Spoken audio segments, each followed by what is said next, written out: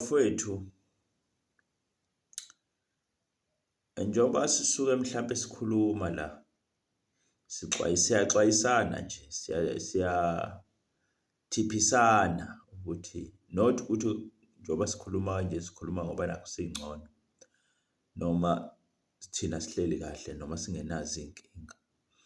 Kodwa sikhuluma ngoba ukuqwashisana ekutheni kunezinye izinto esingazenza empilweni singanaki. Omunye umuntu kuyenzeka enze into engekho aware ukuthi lento akayenzayo ingayenza idamage engakanani empilweni yakhe. Futhi njengoba senza lezi zinto sizenzela ekutheni nezizukulwane esizayo nezingane esizalayo zikwazi ukuthi ziyithole le information. Zazi ukuthi kunezinye izinto ezayikhulunywa kanje, zazi ukuthi isiZulu yini, zazi ukuthi le ndlela uma usithatha le ndlela ethile yenze njani.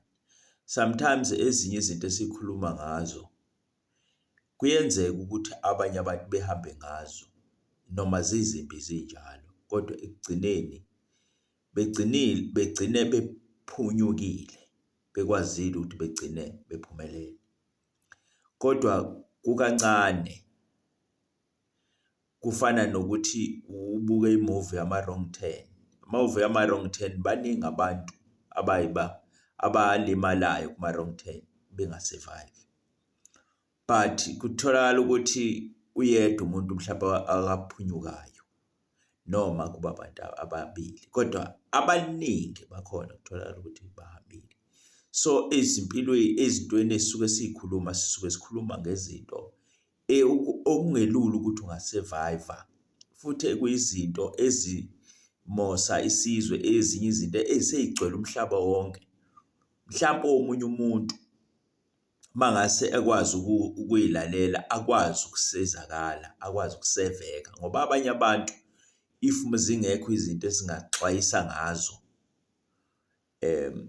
kuyenzeka ukuthi kutholakala ukuthi umuntu umseve. Bakhona abantu abasevekayo, bakhona abantu abakhulayo, bakhona abantu kukhona umehluko owenzakalayo somewhere somehow. Noma abanye abantu ngoba singafani, abanye abantu abafuni ukuthi kuthintwe izono zabo abazenzayo, ngoba ezinye izinto siyayithinta la ukuthola ukuthi umuntu lezo zinto izona ezimbambile, izona izinto ezizingqinamba empilweni yakhe, futhi akasafuni kukhulunywe ngazo. Ngoba abantu abaningi ey'ntweni ekuthola ukuthi ziyakhulunywa ezingama-motivation, izinto ezixwayisa ngazo abantu, abanye bayayinyanya, abanye abamthandi ukuthi uSthembiso Zondo umfundisi, abanye bawathanda ama-motivation. Because why? Vele sebeyayibona ukuthi ngeke esabasiza lawo ma-motivation, sekulate, damage is done. Yabo lonto. So kunabantu abanjalo. Nje for example nje mangikhuluma ngendaba yokuthi yabona masikhuluma ngendaba yokukipita, yokuhlala nengane yabantu. Ingane yabantu isuke ekhaya ihambe yohlala nendoda. Leyo nto leyo mawubukisisa kahle, mawukuthi ngoba kukhona abantu abukuthothi umuntu inhloso yakhe ukuhlala nomuntu wesilisa ukuthi ufuna nje uney'nhloso zakhe ezithize kodwa ezimbi, ezakhe yedwa ezi-selfish. Ngikhuluma ngabantu mina abathi mabehleli njengamanje kukhulunywa kuthiwa noma leli gama lilibi lokukipita, kodwa ngizolisebenzisa ukuthi usuku uhlale nemuntu wesilisa abazali bengenalo ulwazi noma nizenzele nina ukuthi usuke uhambe uhlale nomfana ngaphandle komthetho ngendlela yokulandela imigomo ethile yokuhlala nomuntu. Izinto ey'khona ey'gcwele lezo, kodwa angikubeki ukuthi akekho umuntu othi yena akafuna ukugana, akekho untombazane ethi yona ayifuna ukugana, akekho umuntu wesilisa othi angafuna ukuganwa. Kodwa njengoba manje nje umuntu umbona ngani ukuthi umuntu akekho umuntu wesifazane ongafuna ukugana? It's because umbona abantu besifazane asuke ahambe ohlala nendoda, akipite behlale sengathi baganene. Lokho kukhombisa ngisobala ukuthi Lo muntu uyafuna ukugana Nkosi yami. Nedi inkinga yakhona nje ngeke akwazi ukuzenzela ngendlela akafisa ngayo, kodwa uyakhombisa ukuthi cha bakithi ngiyafuna nami ukuhlala emzini wami. Akekho umuntu ongathandana nomuntu. Once wamthanda nje umuntu, ayikho enye into omthandela yona. Uthanda sengathi ungahlala naye, spend life naye, ube nengane, nishade nibe umakoti nakho umuzi. Akekho umuntu othi uthanda umuntu nje angamthandeli izinto ey'kanjalo. Lo muntu uyasangana ekhanda. Ayikho into ongayenza ngalo muntu onjalo. Ujadela umuntu just for fun. Yabo lona. Ayikho indoda umfana nje okhona othandana nengane yabantu ayithandayo, mhlawumbe akahleli nayo, angayicabangeli, eyithanda kahle, engayicabangeli ukuthi ayishada ayilobolenza yonke into. So lokho sometimes ezinye izinto siyazenza izinto uthola ukuthi siyayiphula imithetho yokwenza izinto ngoba vele most of the time abantu abaningi obaba bashada nobani bani njengoba bobona obaba bekhona basukela iy'ngane zabantu bayishela.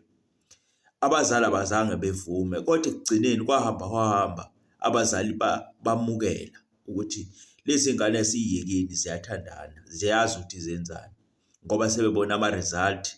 Omunye seqala eselobola esevela kuqale kugigizela.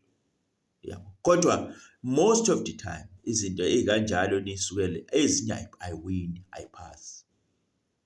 So asisho ukuthi bafowethu esisuke sikhuluma ngoba silwa nabantu, kodwa sike sikukuthi omunye umuntu angakuthathi konke mayibona ukuthi khona akumlapha kumphilisi, kodwa bakhona abantu abazokuthatha lokho bekusebenzise kubaphilisa. So kungenzeka ukuthi sikukhulumayo wena mhlambe awuyiboni inkinga enjalo futhi akwazi ucabanga ukuthi kuney'nkinga ey'njalo. Dlula-ke kukho. Kodwa kukhona abantu abaney'nkinga ey'fanayo. So umuntu ozosho ukuthi yazi into enje iyake yenzeka ekhaya, into enje siyayazi, into enje nami mina nginenkinga yayo kumanje, inkinga efanayo. So iy'nkinga zethu singathola ukuthi siyayikhuluma la, utholakala ukuthi wena mhlampe into nje ongakholelwa kuyo noma ongayiboni ukuthi yenzayo noma ongazange uzwe ngayo. Kodwa it's not about ukuthi akukho. Ayikho into ekhulunywa abantu eyi-experience noma ey'thile ey'yala noma into ethile evele isukela emoyeni nje. Siyabonga.